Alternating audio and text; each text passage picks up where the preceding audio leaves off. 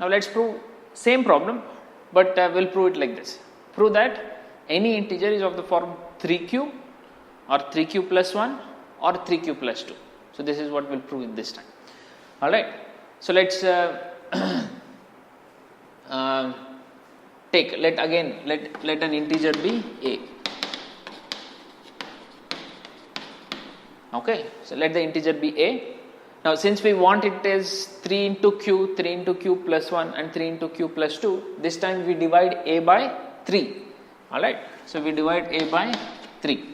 So when you divide a by 3, we get some quotient and some remainder r, which means this a can now be expressed as 3 into q plus r.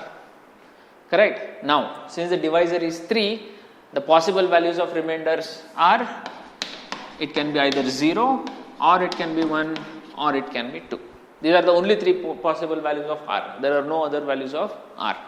So now let's see what happens. So if I put r as 0, then a can now be written as 3q plus 0, which will be 3q. A can be, if I put 1, then it will be 3q plus 1 or 3q plus 2. Again, you can verify this one. So you take any example. For example, you take any random number, 10. If I take 10, if I divide by 3, 3 3s are 9 and remainder is 1. So 10 is now written as 3 into 3, 3 into 3 plus 1, which is of the form 3 into q plus 1. It is in this form. So let's take any other number. Let's say 23 will take. So 23, when I divide by 3, 3 7s are 21 and the remainder is 2. So 23 is now written as 3 into 7 plus 2, which is this form, 3 into q plus 2. So when will it be 3q? If the number is divisible by 3. So let's take example 27.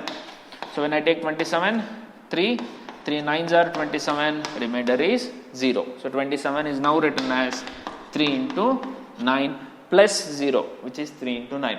So this is this form. So like this, you take any number and you divide by 3, it will be in one of these forms. There is absolutely no way that it is going to go in any other form. I hope this is clear. So now can you tell me, if I divide by 4, let any integer be a, and now if I divide by 4, now can you tell me what are the possible forms of a? It will be 4q.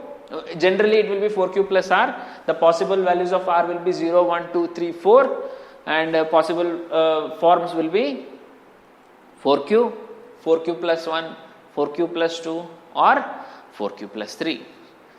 I hope you understood. Now you can generalize. Even if I divide by 10q, if I divide by 10, so a will be now 10q plus r. The possible values of r will be from 0 to 9. So the forms will be either 10q, 10q plus 1, 10q plus 2, so on up to 10q plus 9. I hope you understood. This is any number, any integer a. Now we proved that they can be written in a particular form. Furthermore, we are going to study what happens if the numbers are in the form even numbers or odd numbers. In which form will they be? So that is what we are going to study next.